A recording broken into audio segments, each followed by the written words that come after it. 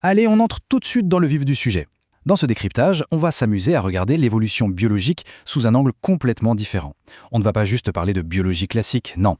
On va voir ça comme un immense et brillant défi d'ingénierie que la nature a dû résoudre pour traiter de l'information. Tout ça s'appuie sur un texte de 1977 rédigé par Valentin Turchin. Et croyez-moi, c'est absolument fascinant. Alors pourquoi la cybernétique ? Eh bien le point crucial, c'est qu'en utilisant cette définition, on se rend compte que la fameuse lutte pour la survie est en réalité un problème systémique très complexe. Un problème qui a nécessité d'inventer des niveaux de contrôle de plus en plus sophistiqués sur des millions d'années. Pour bien comprendre, on va sur un plan très simple. D'abord, l'approche cybernétique, ensuite le passage de la chimie à l'information, on verra pourquoi la nature a choisi le discret, on assistera à l'éveil du réseau nerveux, pour terminer en beauté avec les hiérarchies de concepts. C'est parti! Première étape donc, l'approche cybernétique, ou comment voir l'évolution comme un système d'information.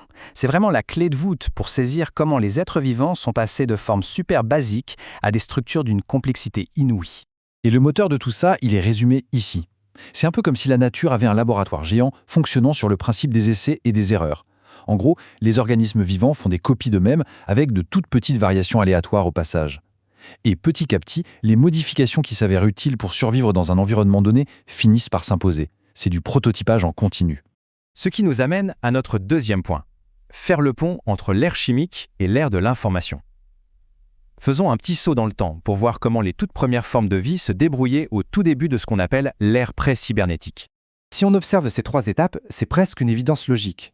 Au début, on a juste de la chimie, de la photosynthèse, bref, les fondations. Ensuite, pour survivre, il a bien fallu commencer à bouger, pour trouver à manger. Mais si on se met à bouger, il faut savoir où on va. C'est exactement cette nécessité de se diriger qui a forcé l'évolution des tout premiers capteurs et centres nerveux pour récolter de l'information.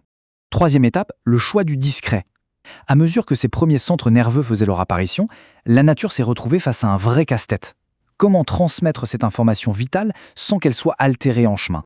Et c'est là que c'est génial. La nature utilise déjà des systèmes continus pour la chimie interne, comme gérer la température du corps.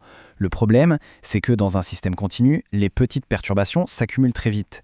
Alors pour sa technologie la plus avancée, le système nerveux, elle a opté pour le système discret. Pourquoi ? Pour une fiabilité à toute épreuve, tout simplement. L'illustration parfaite de ce phénomène, la voilà. Dans un réseau, un signal continu va peu à peu se dégrader jusqu'à se fondre dans le bruit ambiant. C'est catastrophique. A l'inverse, avec un système discret, c'est binaire. C'est un oui ou un non. Le signal peut traverser des relais à l'infini avec un taux d'erreur dérisoire d'à peine 0,01%. C'est un choix technologique absolument redoutable. Quatrième partie, l'éveil du réseau nerveux. Maintenant que le principe du discret s'est imposé comme la méthode ultime de communication, il fallait bien que le matériel biologique évolue pour s'en servir.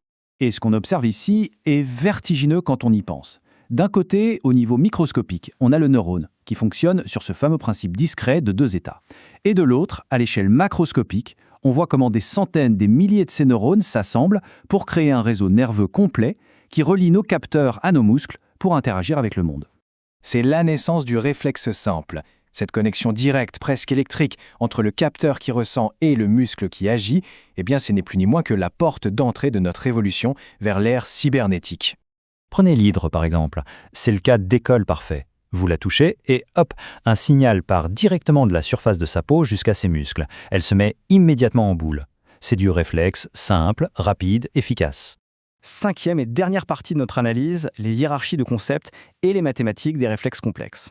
Parce que oui, le réflexe simple, c'est très bien pour une petite hydre, mais pour des animaux qui ont besoin d'interagir de façon beaucoup plus poussée avec leur environnement, ça ne suffit plus. Et c'est là qu'on arrive au problème majeur.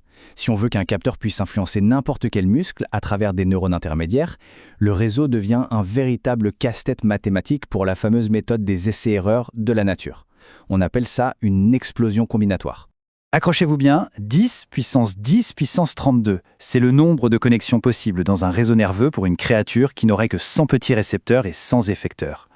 Pour vous donner une idée, même en testant des milliards de combinaisons chaque seconde pendant des milliards d'années, on ne ferait même pas une égratignure à la surface de ce chiffre. C'est mathématiquement impossible à gérer. Alors comment la nature s'en est-elle sortie ? Puisqu'il était hors de question de tester toutes les connexions au hasard, elle a trouvé une astuce architecturale de génie. Elle a organisé le système nerveux sous forme de structures hiérarchiques. En clair, ça fonctionne un peu comme un immense système de filtres pyramidaux. L'information entre par le bas, via les capteurs, puis elle remonte étage par étage. À chaque niveau de cette hiérarchie, les informations qui ne servent à rien sont impitoyablement jetées jusqu'à ce qu'un centre de décision supérieur, tout en haut, prenne l'appel final. Finalement, en filtrant les données sans arrêt, le système nerveux se comporte comme une super machine de tri. Il prend une avalanche de signaux chaotiques et décide « Ah, ça c'est une situation dangereuse » ou bien « Tiens, ça c'est la nourriture ». Il invente, ni plus ni moins, des concepts biologiques. Du coup, posséder un concept abstrait d'un point de vue cybernétique, ce n'est pas si mystique que ça. C'est simplement la capacité d'un système à faire le ménage dans le bruit visuel ou sonore ambiant pour y reconnaître un schéma précis qui va déclencher une action. Et tout ça nous amène à une réflexion qui laisse sans voix. Si notre cerveau n'est finalement qu'une immense hiérarchie de classificateurs forgés pour assurer notre survie, qu'est-ce que ça dit de nous ? Est-ce que nos pensées les plus complexes, notre conscience et même la science en tant que telle ne seraient que les toutes dernières mises à jour cybernétiques d'un système vieux de plusieurs milliards d'années ? Je vous laisse y réfléchir, mais avouez que ça change pas mal notre façon de voir les choses, non ?